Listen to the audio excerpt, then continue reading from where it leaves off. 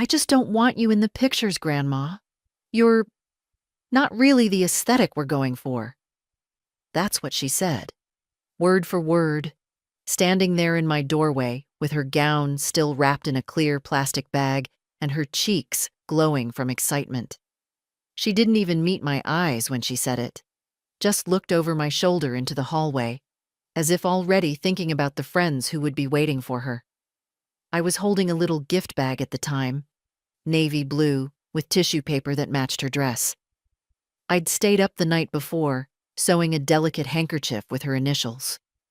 A small tradition, something my mother had done for me when I was 17. I didn't say anything. I nodded. That's always been my way. The porch door closed behind her, and I just stood there a moment longer, still holding the bag, the tissue fluttering in the breeze like a flag raised for surrender. Then I set it down on the hallway table and went upstairs to change.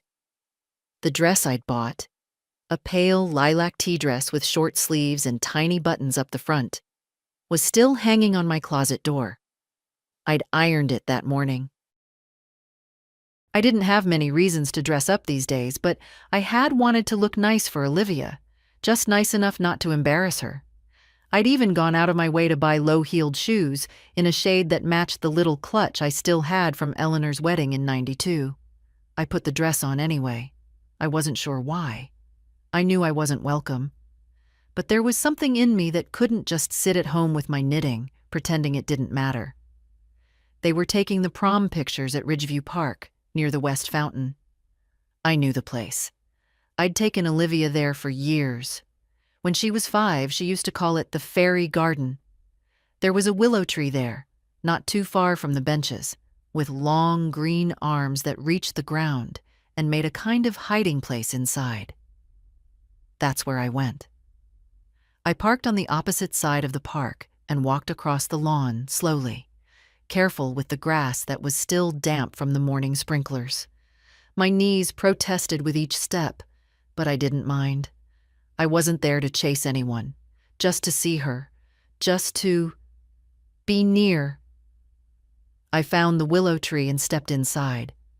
It felt childish, maybe, hiding like that. But it also felt safe.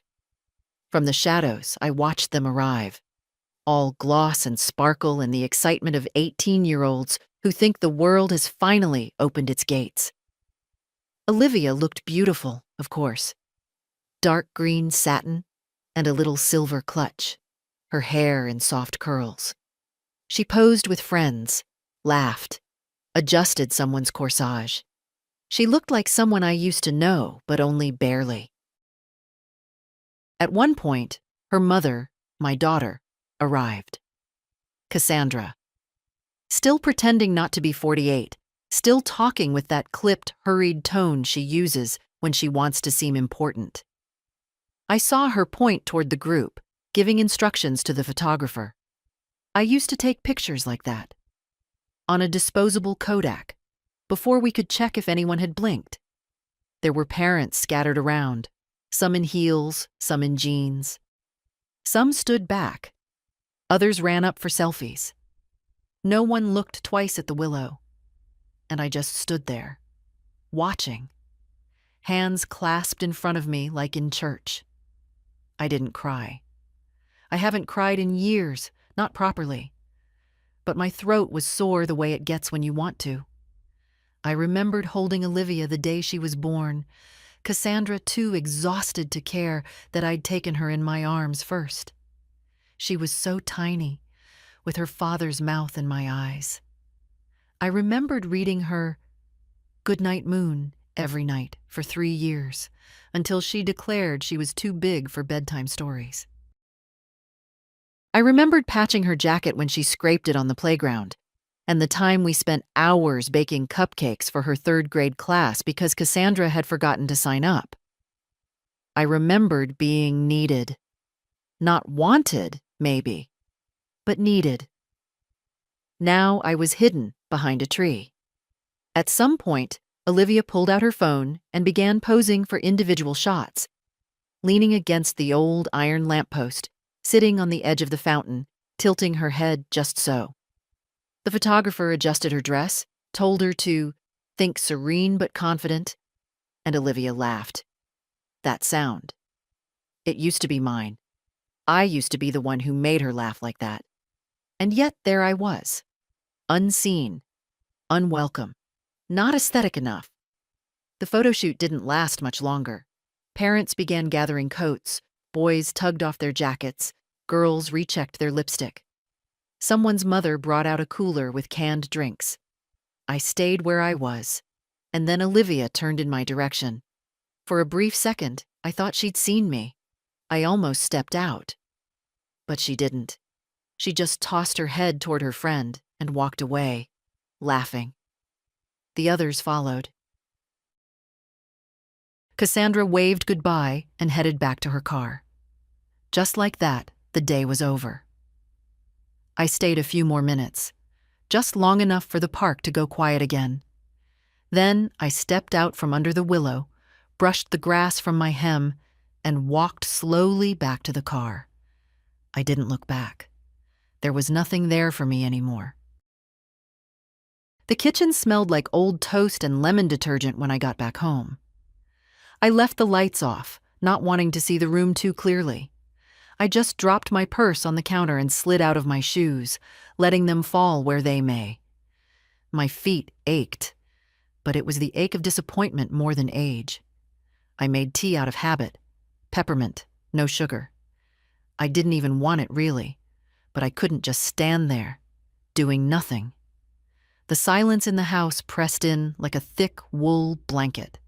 For a moment, I thought of turning on the radio, maybe finding one of those golden oldie stations. But it felt dishonest somehow, like I was trying to drown out something that had to be heard. My eyes fell on the little gift bag, still on the hall table where I'd left it. The tissue paper had wilted a bit from the humidity. I picked it up and carried it to the kitchen table, sitting slowly. My knees always creaked this time of day. I pulled out the handkerchief, soft cotton, pale blue, with the initials OM, stitched in silver thread. I had sewn them carefully. It had taken 3 tries to get the curves of the O just right. I folded the handkerchief and placed it back inside the bag. She wouldn't want it now. Not that she ever really wanted anything from me, not anymore. Unless it was something that didn't show. A ride to the orthodontist, a loan for a new phone, a signature on a permission form when Cassandra was too slammed with meetings. I was useful when I was invisible, not when I stood out. Certainly not when I showed up in a dress that wasn't aesthetic. I took a sip of the tea and grimaced. Bitter. Everything was bitter tonight. I stood up and walked into the living room. The photos on the mantel looked back at me. Cassandra, at 10, with a missing front tooth. Me and Charles, my late husband, in our wedding photo, the one we had to pose for 3 times because I kept blinking. And in the middle, Olivia as a baby, in a yellow bonnet, asleep in my arms. I reached up and turned the frame around. Somehow, I needed to put space between that memory and today. I used to think this house was warm, safe, the kind of place where you could smell supper before you opened the door, where people wiped their shoes without being told. But lately, it felt like a museum, clean, quiet, and mostly empty. When Charles died 9 years ago, Cassandra and Olivia moved in for a while. Just until we get back on our feet, she'd said. I'll help with the mortgage, Mom, promise. They stayed for 6 years. I never asked for rent. I never once brought up the rising grocery bills or the piles of laundry or the way my quiet afternoons vanished. I cooked. I babysat. I fixed school lunches. And when Cassandra moved out, into a bright new condo with gray walls and glass everything, she took Olivia and left behind only silence. She visits now and then. Usually, when she needs something notarized or wants me to check in on the plumber. She brings coffee and talks like we're old co-workers. I nod a lot. I've gotten good at nodding. And Olivia? She hugs me politely, asks me if I've seen that new show she likes, then retreats to her phone even while I'm answering. I used to think that was just teenagers, that they'd grow out of it. Now I'm not so sure. The kettle let out a low hiss again. I'd forgotten to turn it off. As I crossed the kitchen, my toe hit the leg of the chair, and I let out a sharp breath. Pain shot up, quick and mean. I gripped the counter until it passed. That's the thing no one warns you about. How your body starts playing tricks, just when you most need to look like you've got it together. That's probably what Olivia meant. Not aesthetic enough, not graceful, not glossy, not photo-worthy. I turned off the stove and dumped the tea. Enough of that. It was almost dark outside, the sky a dusky purple, and the neighbor's porch light had just flicked on. I closed the blinds, then paused, looking at my reflection in the glass. Hair gray, but still thick. Eyes tired, but still clear. Face lined, yes, but not harsh. I didn't look like a monster. I looked like someone who'd lived, who had spent decades holding up other people's lives, and now stood alone. Maybe that was the part Olivia didn't want in her pictures. But I wasn't ashamed. Not anymore. The next morning, I found the gift bag still on the table. The blue tissue paper had slumped, one edge stained with yesterday's tea ring. I stared at it for a long time. Then I opened it again, took out the handkerchief, and folded it slowly into thirds. It wouldn't go to waste. I had someone else in mind. Down the street, 3 houses over, lives a girl named Jada. Her grandmother, Hazel, and I talk from time to time over the fence. Jada's a senior too. Quiet, thoughtful, not the kind of girl who posts outfit hauls online or demands her grandma hide behind trees. Last year, she came by my porch after school to return a book I'd lent Hazel. She called me ma'am, and when I offered her cookies, she didn't pretend to be too busy to sit down. I wrapped the handkerchief in plain brown paper and walked it over to Hazel's later that morning. She was out on the porch, watering her lavender pots. "Got something for Jada," I said, holding it out. Hazel raised her eyebrows but took it without fuss. "You all right?" I shrugged. "Fine." She nodded slowly, understanding more than I'd said. That's the gift of women like us. We don't need the whole story to recognize hurt. "Come in. I've got lemon scones cooling." I stayed for half an hour. We didn't talk about Olivia, not directly. But Hazel told me Jada was skipping the big group photo shoot. Said she'd rather take a picture in the backyard with her cat. "Ain't no wrong way to show you've made it," Hazel said, her hands steady on the teapot. "Especially not for a girl who made it with her head on straight." I thought about that as I walked back home. I'd spent so long framing everything I did around what other people needed. Cassandra's schedules, Olivia's moods. I even cut my own birthday cake last year because they were stuck in traffic. But the house didn't feel like theirs anymore, and it certainly didn't feel like mine. In the afternoon, I pulled out my old checkbook. I hadn't used it in months. Cassandra set up online banking for me, insisted it was easier. But I liked the feel of real pages, the neatness of ink. I went through old statements first, printed copies in a faded folder labeled Family. There were pages of them: Olivia's orthodontics, Cassandra's car repairs, an emergency plane ticket to visit her college friend in Miami. I paid the deposit on Olivia's prom dress back in March. She never mentioned it. Just left the receipt crumpled in the kitchen drawer. I didn't make a scene. I didn't ask for thank yous. But I remembered. My mother always said gratitude wasn't something you asked for. It was something decent people offered freely. Apparently, decency had become outdated. I flipped to the last page of my checkbook and stared at the balance. Enough. More than enough. I had Charles to thank for that, and decades of making do. I picked up a pen and wrote a new check. Not for Cassandra, not for Olivia. I made it out to the Ridgeview Community Library. I'd volunteered there before, helped them run a summer reading program until my back gave out, and they politely suggested I enjoy retirement. This check wasn't for books. It was for a new scholarship. A small one, but enough to make a difference for a girl who wanted to study literature, education, maybe even library science. Someone who saw value in words, not just filters. I tucked the check into an envelope and sealed it. Then I called the library, asked for Mrs. Penner, and told her I'd like to stop by the next day.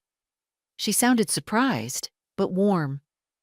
That evening, I sat on the back porch with a blanket over my legs and watched the sun slip behind the neighbor's shed.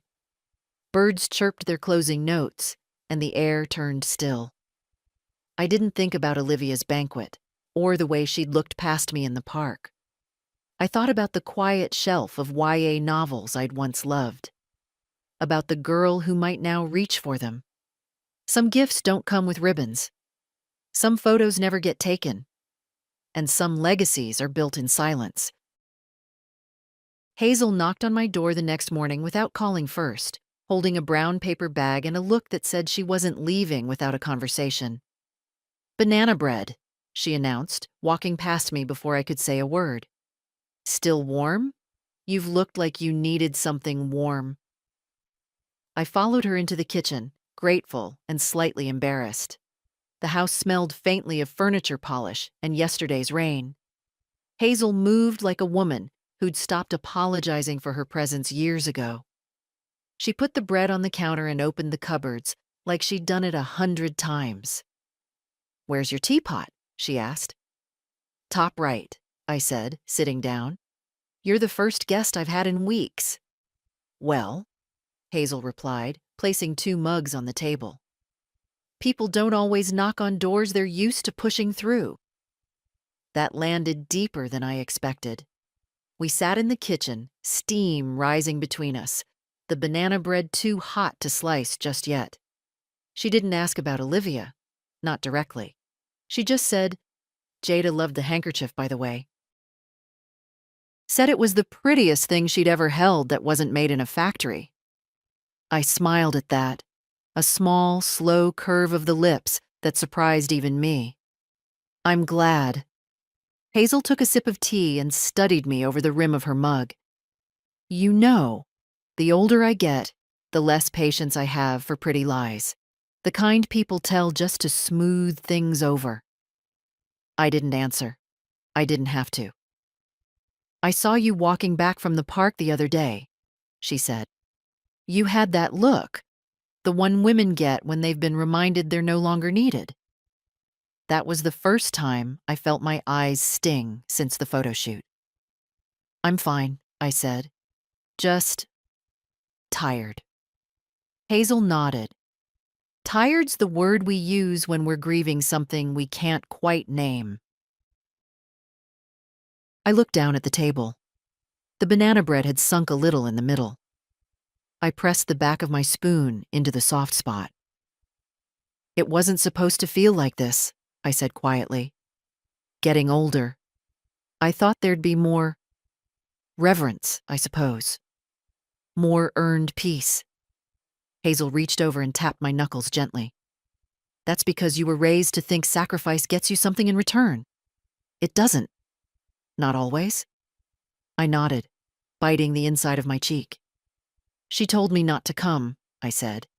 "Said I wasn't aesthetic enough, like I was a scratched vase in the background." Hazel didn't gasp or look shocked. She just exhaled, slowly. "She'll regret that one day. But that's not your job to wait for." That sentence stayed with me all day. It's not your job to wait for. I'd spent years waiting. For thank yous, for calls, for birthdays to be remembered, for casseroles to be returned, for signs of appreciation that never came. And still, I made excuses. Cassandra was busy. Olivia was young. They didn't mean to forget, but they did forget. Over and over. Not just events, but the very shape of me. The woman who had wiped noses and paid bills and made sure Olivia had a pink scarf on the first day of kindergarten. I wasn't asking to be a saint. Just seen. Hazel left around noon. She didn't say goodbye with sympathy in her eyes. She just looked at me firmly and said, "Don't clean that bread knife before you eat the rest. It's better a little messy." That made me laugh. That night, I didn't turn on the TV. I sat on the couch with an old embroidery hoop and a half-finished piece I hadn't touched in months. Roses, in soft red thread. I finished one petal, then another. My hands remembered the rhythm, even if my heart was slower to join. At one point, I thought of Olivia again, how her dress shimmered in the sun, how she hadn't even looked toward the tree. But I didn't feel hollow this time. I felt rooted. And I knew I wouldn't be standing behind any more trees. The bank statement came in the mail that Saturday, the way it always did, on thick, off-white paper with a plastic window and a folded summary inside. Most people go paperless these days, but I've always preferred to see numbers printed in ink to hold the truth of things in my hands. I opened it after breakfast, still in my robe, with toast crumbs on the table and the kettle just beginning to cool. The balance hadn't changed much. My savings had grown slowly over the years. Retirement, Charles's pension, the modest investments he made before his heart gave out. Nothing extravagant, but solid. Steady. Like we were. I flipped through the pages. Utility bills, modest grocery charges, a donation to the Historical Society. Then the larger items. Olivia's college application fees, Cassandra's dental surgery last December, a phone bill with a family plan I hadn't used in years, the down payment on Cassandra's condo, quietly drawn from my account in 2 installments under the heading Temporary Support. I remember signing that paper. Cassandra had said, "It's just until I get my bonus, Mom. I'll cover the rest next quarter." She never did. I'd kept quiet. I always kept quiet. Until now. I went to my desk, pulled out the folder marked Legal, and found the document Charles and I had drawn up years ago. Our will, written back when Olivia was small enough to nap on my chest and Cassandra still called me Mommy when she was sick. It was a simple will. Everything to Cassandra, with a stipulation that Olivia receive the lake cottage when she turned 25. I reread it twice. Then I took out a fresh sheet of paper and began a list. What did I still want my name attached to? Who had treated that name with care? It was a short list. The Ridgeview Library went at the top. Hazel was next, not for herself, but for Jada. I remembered she'd once mentioned wanting to be a teacher, but worrying about loans. I made a note about creating a modest educational fund. Not a fortune, but enough to start something. I left a blank line where Cassandra's name used to go. Then I picked up the phone and called Francis North, our old attorney. His secretary answered, cheerful as ever. "Oh, Mrs. Bell," she said when I gave my name. "It's been a while?" "Yes," I said. "And it's time." Francis called me back within an hour. We made an appointment for Monday. I slept better that night than I had in months. In the morning, I made myself real breakfast, not toast, not tea, but eggs and half a grapefruit, the way Charles used to like them. I sat in the kitchen with the curtains open, letting the sun touch the tips of my sleeves. The phone rang around 9. It was Cassandra. "Hey, Mom," she said, voice quick and breezy. "Hope I'm not catching you at a bad time." I knew that tone. It was the tone she used when she was about to pivot into a request. "I'm free," I said. "What's going on?" "Oh, nothing urgent," she said. "Just wanted to check in. Olivia said prom went great. She looked beautiful, didn't she?"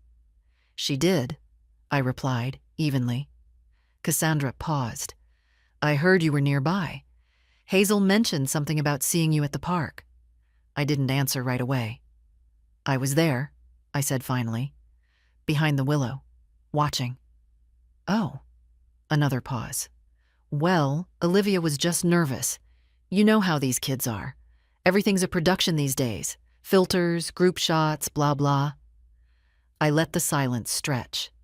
Cassandra cleared her throat. "Anyway, I was wondering, just a thought, if you might be able to help with Olivia's summer program deposit. She got into a film workshop in Portland. It's really selective. I thought she wanted to study pre-law. She's exploring." I looked down at the bank statement still open on the table. "I won't be covering that," I said gently. "I think it's time Olivia starts exploring with her own money." There was a long silence on the line. I could hear the shift. Not anger. Not yet. Just confusion. The disbelief of someone who'd never been told no. "Is everything okay, Mom?" Cassandra asked, her voice tighter now. "Everything's fine," I said. "Just realigning things." "I don't understand." "No," I said. "You don't. But one day, maybe you will." I ended the call. Outside, the street was quiet, except for a cardinal flitting from fence post to fence post. The air smelled like something new. The invitation never came. That Friday evening, as the sun dipped below the rooftops and the neighborhood grew still, I sat at the kitchen table with a linen napkin folded neatly beside my plate. I'd made myself salmon and steamed green beans, a small ritual for when something formal is happening elsewhere and you are not invited. Olivia's prom banquet was tonight. Cassandra hadn't mentioned it since our last call. No logistics, no offer of a seat at the table, no second-hand apology on Olivia's behalf.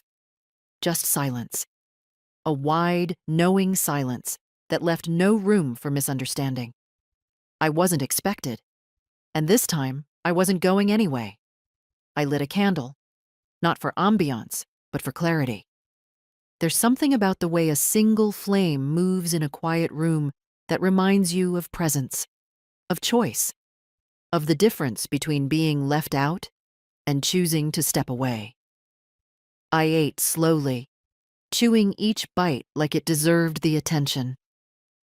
Across from me sat the empty chair where Olivia used to do her homework, where she once spilled grape juice on a math worksheet and cried like it was the end of the world. I'd kept that paper, cleaned and folded, in a drawer for years. I found it last week while reorganizing, looked at it for a moment, then placed it in the recycling bin. That's how it starts, the letting go. Quietly, without ceremony. After dinner, I changed into my house dress and stepped out onto the back porch. The evening was warm, the sky painted in layers of orange and gray. In the distance, someone was mowing their lawn too late, the hum gentle against the birdsong. Hazel's porch light was already on. I could see her silhouette rocking slowly, one hand cradling a cup, the other stroking her cat's back. I raised a hand in greeting. She raised hers back. No words needed. I sat there a long time, long enough for the light to shift and the sounds of the block to settle. Somewhere, far across town, Olivia would be posing again, this time indoors, under chandeliers, surrounded by laughter and silverware. I imagined the scene, long tables, folded napkins, a playlist curated for nostalgia, paper programs with everyone's names. Her dress perfect, her smile curated, her grandmother not in the room. They would not say my name. They would not toast me. That too was part of the clarity. At some point, I rose and went back inside. The air in the house had cooled, and I pulled a shawl over my shoulders. In the hallway, the mirror reflected me without flattery, but without cruelty either. I looked like myself, not decorative, not tragic, just intact. In the living room, the clock ticked out its patient rhythm. I sat down and opened my notebook, the one I'd been filling slowly since Charles died. Thoughts, bits of recipes, lines from books, clipped articles. On the last page, I wrote something new. You do not have to be welcome to be whole. You do not have to be seen to be real. Then I closed it, and for the first time in weeks, I didn't check my phone. I didn't expect a call. I didn't expect regret. The chair across from me remained empty, and I let it be. Some absences are a form of peace.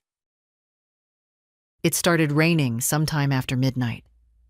Not the polite kind of rain that tiptoes across windows like a guest arriving late, but the thick, steady kind.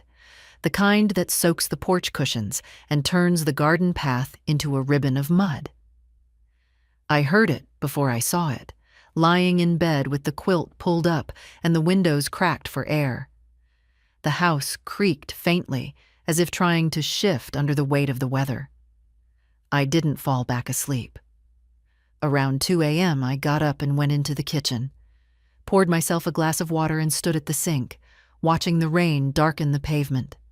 The candle from dinner was still sitting in the dish, its wick curled and stiff. The silence felt different now. Not empty, just full of things I no longer owed anyone. I made tea again, not to drink, just to hold the warmth. My hands had started to ache more lately, joints stiff in the mornings. The weight of the mug helped somehow, a quiet anchor in the storm. I carried it into the living room and sat in the old armchair by the window. The cushions sagged just a bit more than it used to. Charles had always said we should replace it, but we never did. Now, I liked it that way. Around 3:30, headlights passed slowly outside, then paused. The shape of a car, then a door opening. I didn't move. The porch light clicked on. Motion sensor. I heard feet on the gravel, then up the wooden steps. The knock was soft. Just once. I didn't answer. The rain had eased to a whisper, and I could hear the shuffle of someone shifting their weight. A voice. Cassandra's. "Mom?" I stayed still. I wasn't sure if you were awake." No reply from me. She waited a few seconds, then sighed. "We just got back from the banquet. It was fine. A little rushed." I imagined her standing there, damp hair frizzing at the edges, clutching that same handbag she always carried. "Olivia said she thought she saw you at the park. She wasn't sure." Another pause. "She doesn't know what to say, Mom. She's 18. She doesn't even know what she feels half the time." That part sounded rehearsed, like she'd practiced in the car. "I told her we'd come by this week, have dinner maybe. Just the three of us, if you want." She waited. The silence filled every corner of the room. I could hear the soft tick of the kitchen clock behind me.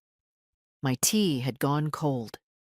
Then, footsteps down the stairs. The porch light clicked off. The car door shut. I didn't move until the taillights were gone. Then I stood up, poured the tea into the sink, and rinsed the cup. Wiped the counter. Turned off the kitchen light. Back in the hallway, I saw the outline of the wet welcome mat. Darker now, edges curling. I left it. The next morning, I sat on the porch, wrapped in my shawl, and watched the light creep across the trees. The air smelled like wet soil and spent flowers. At some point, Hazel walked by with her umbrella and gave me a quiet nod. She didn't ask who knocked. She didn't need to. There are visits that come too late and words that don't belong to the moment they arrive in. Some things, once broken, stay broken. not out of spite, but out of peace. I called the notary on Monday morning. His office hadn't changed much since Charles and I first walked in 17 years ago, when we updated our will after Cassandra's divorce. Same dusty blinds, same framed certificate from 1983 hanging slightly crooked above the desk. His assistant recognized my voice immediately and offered me an appointment for the next day. I accepted without hesitation. Tuesday came clear and cool, the kind of morning that feels new even when nothing else has changed. I dressed with care. Charcoal skirt, soft cream blouse, the cardigan I only wore when I wanted to feel solid. I didn't bring the old will. I knew what needed to be said. The receptionist smiled gently when I arrived. "Mrs. Bell," she said, "Mr. Kendall is ready for you." I followed her into the office. Charles's seat was empty now, but I didn't feel alone. Mr. Kendall rose, extended his hand, and gestured for me to sit. He wore the same glasses, the same careful expression. He looked at me a moment longer than expected, as if registering the change before saying a word. "I'd like to update my documents," I said calmly. "I'm removing my daughter as sole beneficiary. I want to set up a trust." He didn't blink, just nodded once and opened a fresh folder. "Of course. Would you like to discuss the reasoning or go straight to the structure?" "Let's go straight." And we did. It took 2 hours. I asked for 2 separate trusts, one in the name of Ridgeview Community Library, the other in Hazel's name, to be administered as educational support for a young woman of her choosing. No conditions. No approval needed from me or my estate. "And your granddaughter?" Mr. Kendall asked, his tone neutral. "She's not to be included," I said. "Not for now." He made the note without comment. By noon, the paperwork was drafted. I signed it all without shaking. When he handed me the final copy, I slid it carefully into my bag and stood. "Thank you," I said, meeting his eyes. "I needed this done without emotion." "You did it with precision," he replied. Walking out of that office, I felt a strange lightness, not joy, not triumph, but space. A room inside me that had been cluttered for years was now empty. I could walk through it, breathe in it. I stopped by the bakery on my way home and bought a single cinnamon roll, sat on a bench outside, tore it in half, and ate it slowly with a plastic fork. There were children across the street playing near the fountain.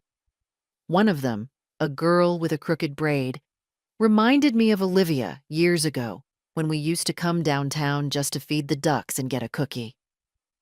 I watched her for a minute. She laughed at something, and her braid slipped over her shoulder. Her grandmother, I assumed, sat on a nearby bench, watching too. Present. Visible. That had been me once. But this time, I wasn't sad. The cinnamon roll was warm, the breeze soft. For the first time in months, I didn't feel like something had been taken from me. I had done something clean, something final. That evening, I called the library. Mrs. Penner picked up. "I dropped off the check yesterday," I said. "I wanted to follow up and say, it's official.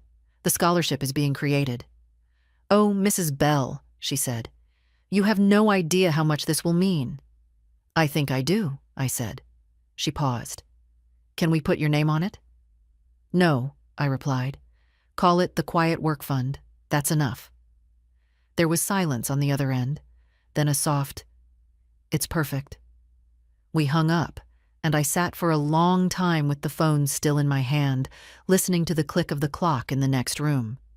Let them think what they want, I thought. Let them invent their stories about money or motives or hurt feelings. I had made a choice, and I didn't owe anyone a footnote. "Dear Olivia, I wasn't sure whether to write this. At first, I thought silence might speak louder, but then I remembered. Silence leaves room for misunderstanding, and I'd rather you hear the truth from me. So I'm writing, not as a grandmother asking for your affection, but as a woman explaining her boundary. I saw you at the park that day. You didn't know I was there, though maybe later someone mentioned it. I stood behind the willow tree. It used to be your favorite place once upon a time. The place where you said the fairies lived and where we had our picnics with apples and peanut butter. That same willow became the only place I could go without spoiling your pictures. You said I wasn't aesthetic enough, not with cruelty perhaps, just carelessness. But sometimes, careless things are sharper than intentional ones. I don't bring this up to shame you. You're young. The world has filled your head with images of perfection, of sleek lines and curated smiles. It's not entirely your fault that you believed it, but I want you to know what it cost. That day, I wore the lilac dress I'd bought just for you. I'd had my hair done. I wore the earrings your grandfather gave me on our 35th anniversary. I stood under that tree while you posed, while you smiled, while your life moved forward without me in the frame. You might say it wasn't personal, but it was. Because I have spent years holding your life together in the small, invisible ways. Checking your mother's bills, co-signing the lease, wiring tuition payments. I did these things without fanfare, without asking for anything but kindness in return. Not applause, not grand gestures, just kindness. Instead, I received distance, and then silence, and finally, dismissal. You are not the first person to forget the hands that held you, but it doesn't mean those hands owe you more than they've already given. I'm writing now to tell you that I will no longer be part of things I'm not wanted in. I will no longer stand behind trees to witness my own absence. I've made some changes, legally and otherwise. I don't feel the need to list them here, not out of secrecy, but because they're not for you to contest. They are simply the shape of my decision. I hope your life is full of joy, Olivia. Real joy.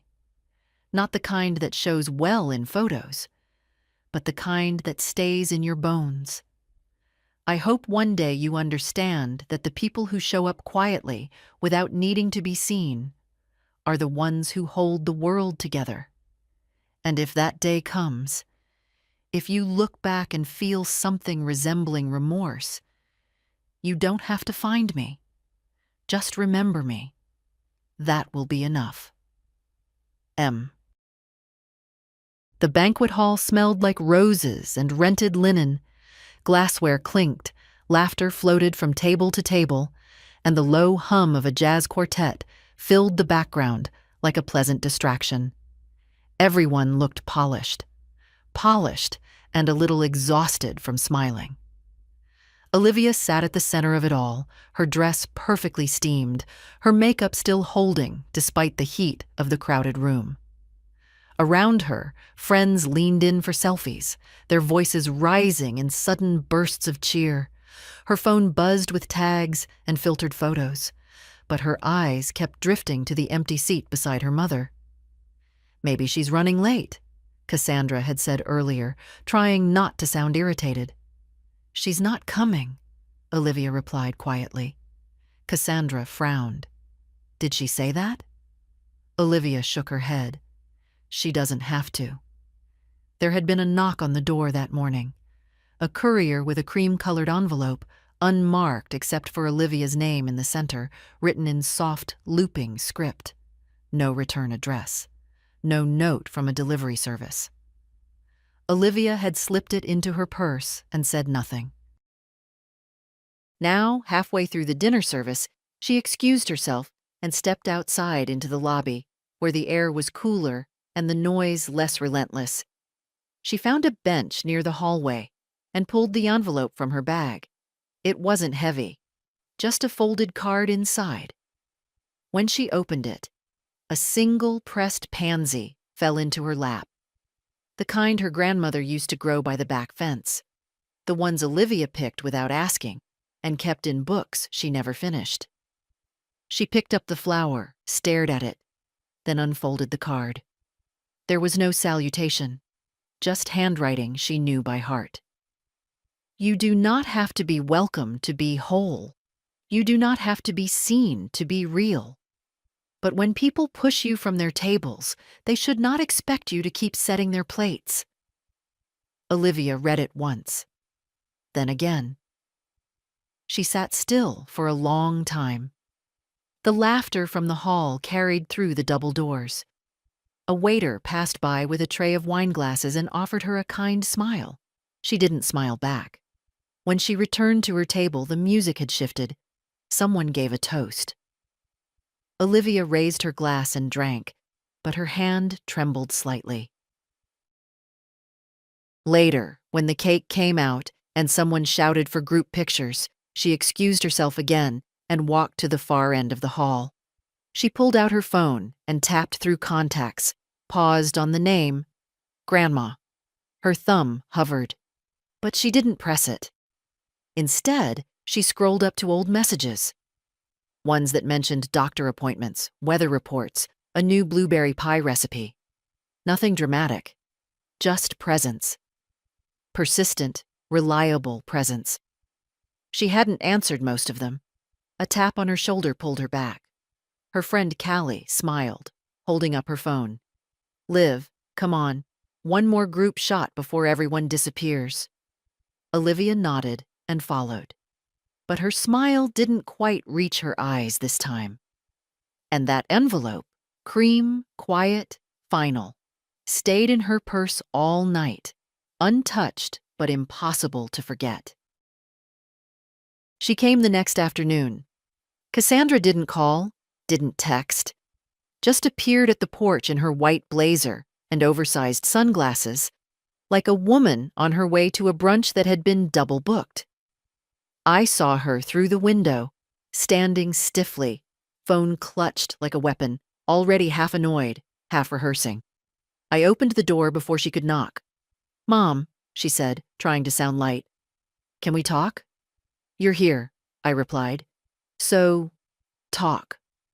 She stepped inside like someone entering a stranger's house, eyes scanning the furniture, the dustless corners, the stillness she didn't understand anymore.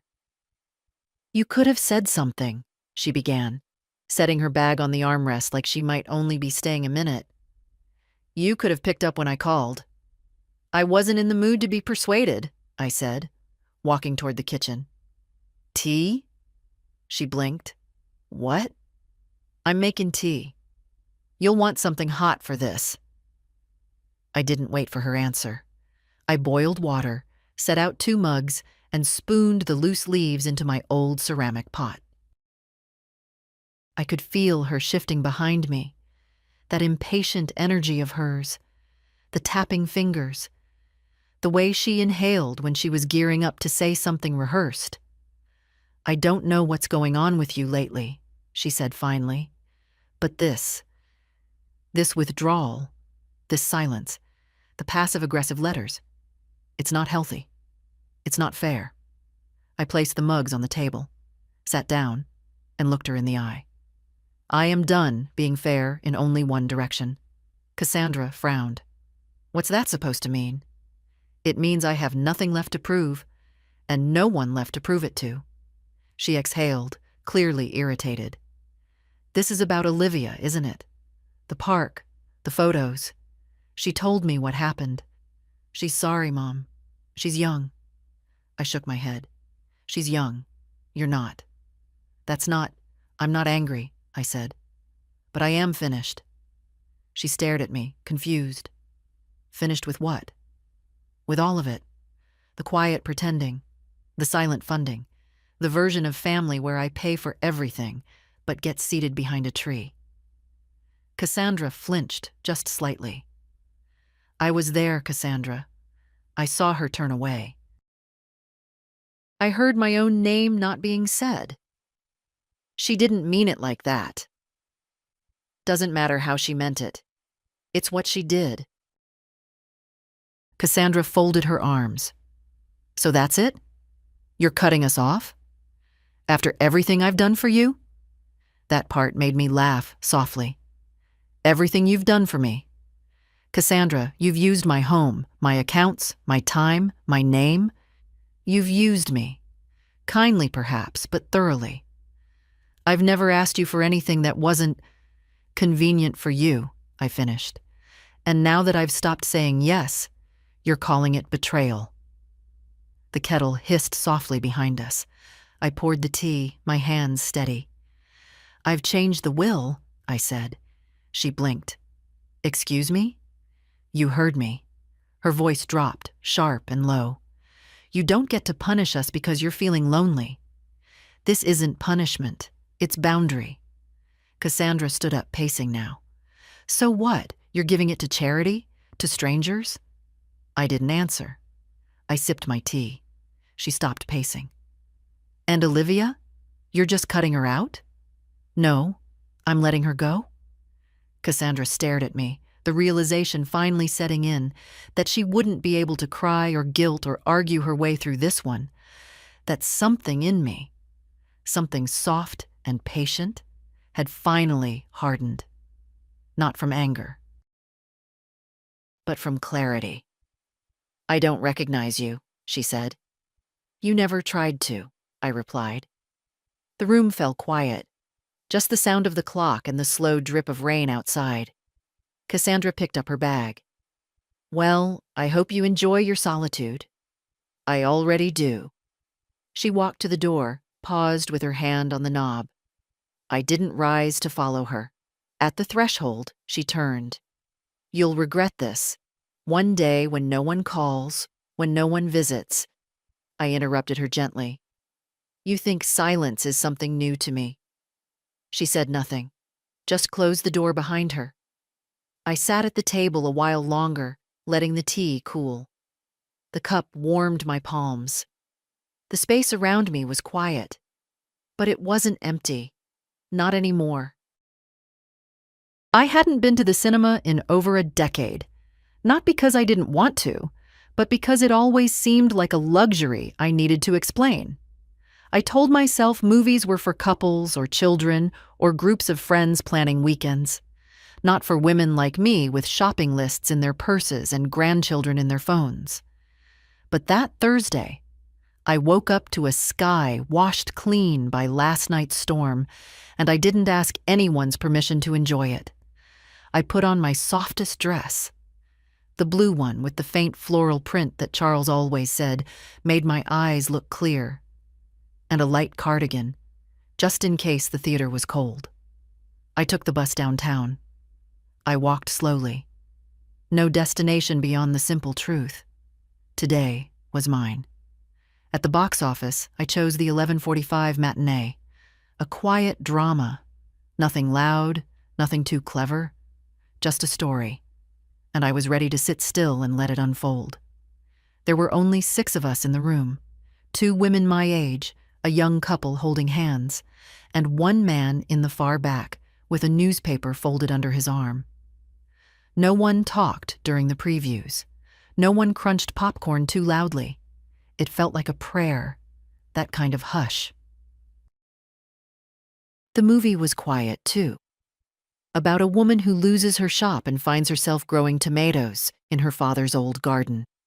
There wasn't much plot, but there were scenes of her hands in the dirt, of tea cooling on windowsills, of letters half written and finally mailed. I found myself blinking too much halfway through. When it ended, no one clapped. We just sat there for a moment, as if adjusting back to gravity. Outside, the air was warm. I walked to the cafe around the corner and ordered a cappuccino. I hadn't had one in years. Not since Cassandra told me it was a waste of calories and brought me those powdered shakes instead. The foam was perfect, a little heart in the middle. I took a seat by the window. I watched people pass, A woman dragging a toddler in rain boots, a man adjusting his tie in the reflection of a parked car. Life moved around me. Not for me, not against me. Just around. And I was part of it again. Later, I wandered through the little bookstore near the bus stop. I used to take Olivia there on weekends. She'd race straight to the children's corner, curl up under the frog-shaped beanbag, and pull 5 books at once into her lap. I bought her a bookmark once that said, "Wild About Words." She lost it the same week. I walked through the poetry section now, not looking for anything in particular. My fingers drifted across spines, familiar names, quiet voices. I picked one almost at random, a slim collection by a woman I'd never heard of. The cover was blue. That was enough. I paid in cash. On the way home, I sat by the window on the bus. The same roads, the same buildings. But I noticed the flower boxes on the library windows, the way the wind made the flags flutter outside the fire station. Things I'd stopped seeing when my days were spent looking down, or back. When I got home, the answering machine was blinking. One message. It was Olivia. "Hi, Grandma. I just wanted to say I got your letter. And the flower. I kept the card. I guess I just wanted to say thank you. For everything, that's all." She didn't ask me to call back. She didn't offer a time to meet. Just left her voice, unsure and quiet. I listened once, then deleted it. Not from cruelty, just from certainty. That evening, I ate leftover soup, read a chapter from my new book, and turned in early. Not because I was tired, but because I wanted to wake early and see the day begin again. There was no noise in the house, only space. And finally, it felt like it belonged to me. I started sitting on the front porch again. For years, I'd stayed in the back, out of habit, out of politeness, out of something harder to name. The back porch was where I could knit without interruption, where the neighborhood's messiness didn't demand my witness. It was safer there, smaller. But now, each morning, I carried my mug of tea to the old wooden rocker out front. The one Charles had painted twice. The one Olivia used to climb on with bare knees and sticky hands. It creaked louder than I remembered. But it held. From the porch, I saw everything. The paperboy, now a grown young man, who still tossed the paper with a perfect flick of the wrist. The Hendersons' new puppy, who barked at dandelions. Hazel, coming back from her morning walk with a tote bag full of celery and good gossip. Sometimes she waved. Sometimes she just nodded, both of us knowing that some days words are unnecessary.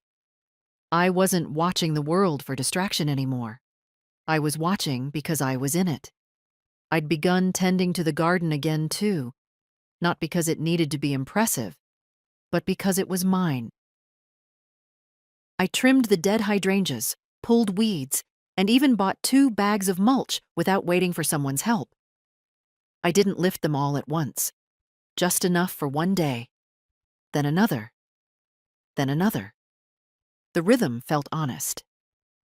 Inside, I moved the framed photos, not out of bitterness, just order. I placed Charles's wedding photo by the bookshelf, where the afternoon light hit it softly. I packed away Olivia's baby pictures and left only one, the one where she's holding a book with her head tilted, utterly focused. That's how I like to remember her. In the kitchen, I cleared a drawer, the one filled with expired coupons, pens that no longer wrote, battery packs for phones I no longer owned. I found old notes in Cassandra's handwriting, grocery lists, a scribbled back by 8 from a decade ago. I didn't linger. I threw them out. The space felt lighter after that. I also started saying no out loud. Not to anyone in particular, just in practice. Standing at the mirror, folding towels, cooking dinner for one. I'd whisper it. No. Sometimes I said it softly. sometimes firm. It always felt new. I stopped buying things I didn't enjoy. The flavorless crackers Cassandra said were better for my cholesterol, the magazines with glossy kitchens and silent wives. I bought the ones with crosswords, recipes that used butter, and stories written in small, careful voices. At the library, Mrs. Penner called me by name now when I walked in. She'd smile and ask if I wanted to see the progress on the scholarship flyers. I told her not yet. Let the seed grow before I start picking flowers. She understood. Once, as I was leaving, a teenage girl held the door for me. She wore headphones and chipped nail polish. As I passed, she said, "I love your brooch." I touched the pin, a small gold rose Charles had given me in '86, and smiled. "Thank you," I said. She smiled back, just for a second. Then she walked away. The rest of the day, I thought about how kind that moment felt. Small, but unprompted. Real. No one asked me if I wanted to come to brunch anymore, or to pose for photos, or to fund another course change. But people did ask about my garden, my books. Hazel asked if I'd come to her niece's piano recital. I said yes. Brought lemon bars. One afternoon, I found myself humming while I swept the porch. Just a tune. Nothing I recognized. My own sound. That was the strangest thing, how unfamiliar I'd become to myself, and how welcome that unfamiliarity felt. I hadn't expected joy, but something close to it began visiting in small moments. And each time it came, I made a little more space. It was a Saturday, the kind with slow-moving clouds and the smell of cut grass hanging in the air.